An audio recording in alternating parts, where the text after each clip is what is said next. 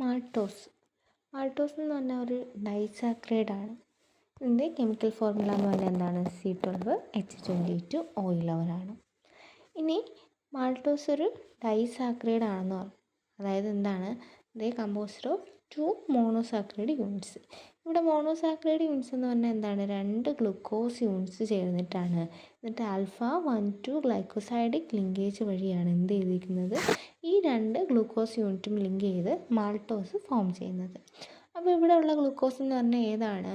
Alpha gluco pyranose ആണ്. Alpha D gluco pyranose 2 molecule of എന്താണ്?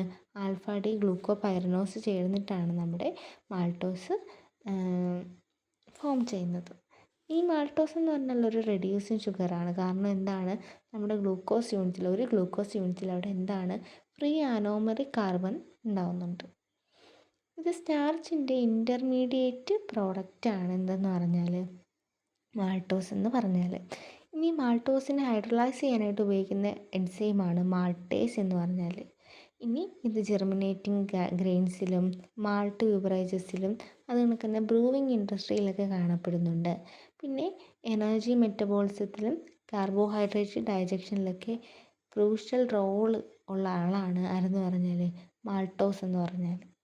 മാൾട്ടോസിൻ്റെ സ്ട്രക്ചറാണ് ഇത്. ഒരു എന്താണ് 1 molecule of alpha D glucose.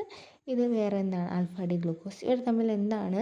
ഇവർ തമ്മിൽ ഒരു ഗ്ലൈക്കോസൈഡിക് ബോണ്ടുണ്ട്. ഇവിടെ ഫസ്റ്റ് പൊസിഷൻ, ഇവിടെ 4th പൊസിഷൻ. അപ്പോൾ ആൽഫ 1,4 ഗ്ലൈക്കോസൈഡിക് ബോണ്ട്.